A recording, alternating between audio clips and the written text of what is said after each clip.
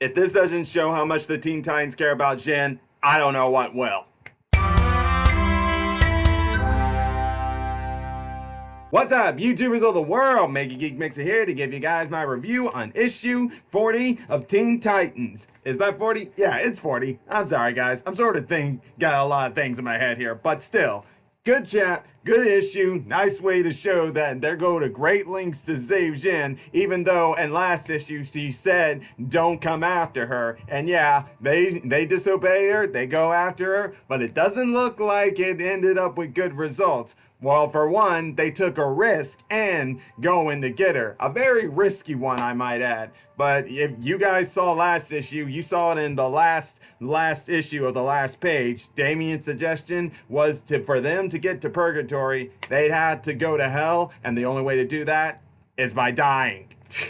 And yeah, he was serious when he said that. And trust me, when the team heard that, they are all just like, are you out of your mind? Are you really gonna do that? But hey, it's the only way, because as Damien said, the path to purgatory, hell is the back door to purgatory and stuff. So that's the only way, because if they're hoping to, because for one, if they want to stop Elias, they need Djinn's help. And as y'all know, if y'all saw last issue, Elias is trying to go to heaven and take over heaven, which we saw a little glimpse of here in this issue here, as they went to the gates of heaven and they found out that, yep, the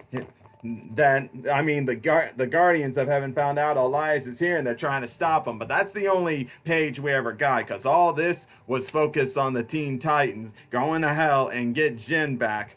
To do that, Damien gave each of them a thing called sigil, I think, something like that. Basically, like a small little vial they would all drink, and it would stop their hearts temporarily, but only for 30 minutes. After which they would actually die. That's why, if you guys also saw last issue, they had someone else extra joining them, a guy named Jacobs, who has the genie of thunder from the Justice Society of America. He has that genie, but that genie's been taken away by Elias. And yeah, all the members of the team are at first hesitant. They're like saying, are you serious, man? Are we really going to do this? A Roundhouse was definitely not okay with this, but everyone else was like, this is for Djinn, so I'm doing it no matter what. And yeah, eventually they all did it. And there they all are, down and out, with Jacobs being the only one not down and out, because he's going to be needed for them to restart their hearts and wake them up before 30 minutes, and no less, or they're dead. But then when they finally enter hell, they're seeing it, and yeah, they're all like not liking what they see here, except for Damien. He's okay with it. As a matter of fact, as they keep going through things, Kid Flash catches on to Damien and noticing that he knows more about hell than he's letting on.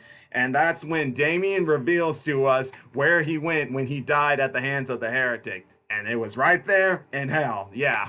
And no surprise there, really, because let's face it, when Heretic killed Damien back then, he was still progressing, working with himself on trying to redeem himself. At this point, he was still Robin and stuff, and he had been partners with Dick Grayson, who was Batman for a while before Batman came back in New 52 and they started being Batman and Robin. He hadn't gone through the whole Robin son of Batman where he went to make redemptions for all the awful things he did and everything. So it made sense there, yeah. And let's just be, and out of curiosity, do you guys think that if he died now, would he still go back to hell, or would he probably go to heaven now after everything that's happened with the whole Teen Titans, Super Son, and everything else he's been through with New 52 and DC Rebirth? Let me know your thoughts in the comment section down below, because I think we all would like to know, would he still go to hell, or would he go to heaven now that with some things that have happened?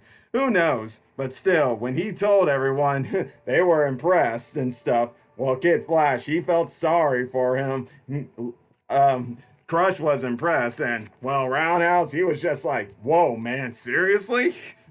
But I think the real stuff got interesting when they all started to face their fears, because that labyrinth is a place where you would face your fears. And yes, each and every one of them had to face it. For Damien, it was the fact in how his grandfather, who's there in hell, trying to get him to realize he's an Al Ghul. But this helps us to show that Damien sees himself as his own person, not as his mother, not as his father or his grandfather, who have all been saying, go down this path, go down this path. But Damien's had enough of that. He's choosing his own path to go on now, which is what he should be doing, because that's what happens to all those who are Robin. As they're growing up, they gotta find their own path. They can't just keep doing everything that Batman or some of these other big time adult heroes who are part of the Justice League and everything say, because even though they have their own methods and their own code, every human being out there has their own methods and code too, and for some of them it just may not go in alignment with one of those adults.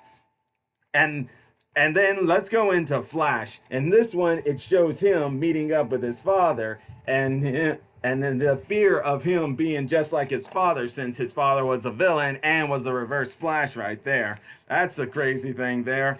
And then, of course, we all know Roundhouse. His fear is it's his fault that his sister died and everything. So there's that there. But actually, I'm going to save her for last, because that one kind of surprised me. Well, not really. And I'm talking about Red Arrow. But going on to Crush, I was very curious with her. And I found out that her biggest fear is herself. And why is it herself? Mostly because of that side that was shown of her when she was taken under control of her father, Lobo, when the Titans had to deal with Lobo. Yeah, I think that's the side she's afraid of. The side that was enjoying all the fighting and everything and stuff. Basically going back into what she mentioned earlier about a weakness that she has for her father, since she never had him in her life and he comes in her life, and there's that weakness that just wants her to be with him. And this can go back to what one of my subscribers says, that that's something that even adults will carry. And while I may not have ever experienced that, I can take his word for it, because he said he experienced himself, and I'm pretty sure, no doubt, I've seen it around, just never really thought much into it. And it wouldn't surprise me. Sometimes that weakness of people will always stay there. There's always weaknesses in us people, no matter if we're adults, teenagers, or kids. It's always there, because we're just human. But even still, though, going now on to Red Arrow, her fear was when she killed Deathstroke, and it was showing that it wasn't just his murder that she wasn't getting over. It was the fear of doing what she did to Deathstroke, she'll do to somebody she loves. And you won't believe who it was showing. Who she loves most? Kid Flash. Yeah, I think this confirms what some people have been speculating, that Red Arrow has an affection for Flash. Kid Flash seems to be getting all the girls. First it was Raven, and now it's Red Arrow Emiko, which I'm sure might surprise some people, since they always thought that Damien and Emiko seemed like they had a thing for each other, especially considering they first met back in Teen Titans issue 16 or something, back when they tried to get Kid Flash. Damien was showing a bit of a crush on her, and Emiko showed a bit of affection for him when she kissed him on the cheek and stuff. But for me, really, the way I've been seeing it ever since she joined this new Teen Titans, it's just been more of a camaraderie thing, an instant camaraderie, because those two understand each other, because they both came from similar worlds as they grew up and stuff. But even still, though, it was great to see how this was showing the affection of the fears they each have. But as we all know, since Damon's already been through all this, he knew what he had to do. So he ended up finding some sort of lantern so he could get Batman, Talia al Ghul, and everyone off of him. Because his fear is how everyone keeps telling him what to do and he can't seem to find his own path. But now he's found it, and he knows that this all isn't real. And eventually, he's able to get to everyone else and snap them all out of it. A good thing, too. Especially like right after like all this was done.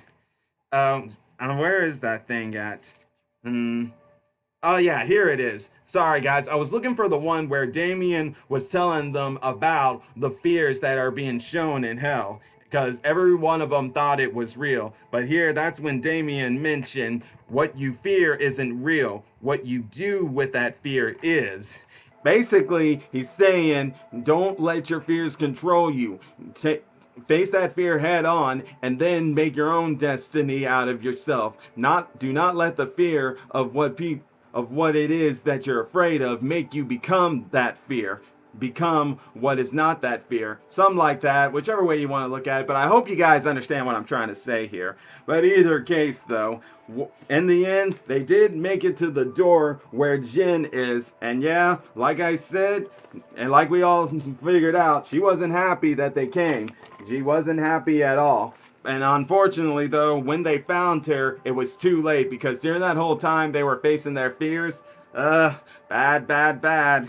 Because the 30 minutes were really having passed on by then. And unfortunately, that Jacob kid, even though he did administer the serum, it looks like it was too late there. So now the Teen Titans are actually dead, so what's gonna happen now? What will this do to them? I don't know going forward. Now, I'm sure that we know, yes, Djinn is mad, but she's gonna soon probably get past that and realize how far these guys were going for her to save her. This shows how much they care about her and want her to come back, how much they mean to her. And each of them individually have a connection with her. It's really Robin and Crush that have the bigger connection with them. And now I'm not going to go into that whole pairing couple thing, because I really don't care about that. I'm just speaking, I just wanted to throw that out there. I'm talking about all these guys in general, because let's face it, they've come a lot better together ever since everything they've been through. From the Terminus agenda, taking on Crush, and then Roundhouse betraying them.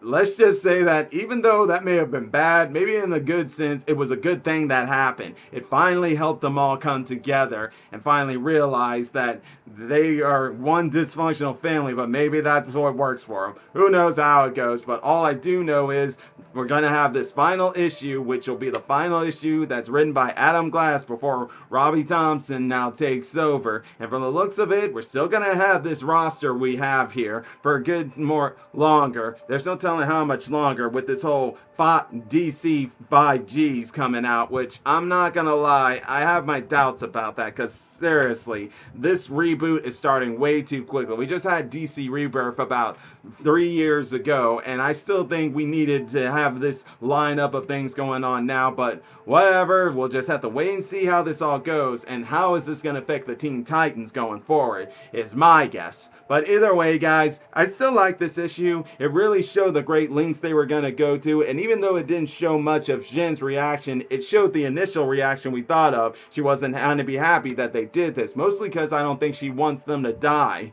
but even still, they were willing to do what it takes to get her back, not only because to stop Elias, but because they care for her. Showing that, yeah, these Teen Titans are starting to show more and more why they care for each other, even if it is in their more dysfunctional way. But definitely, guys, like the issue, probably give it an 8.5 out of 10, because I liked how it was showing their fears and things that we didn't know about them, or maybe some we did know and some things we didn't, such as Damien opened up to them about his time in hell after the Heretic killed him. But that'll do it all for today, guys, and hey, if you enjoy my videos, all you gotta do is click that like button, subscribe to the channel, hit the bell icon to be notified when I make more videos, and until then, MegaGeekMixer signing out.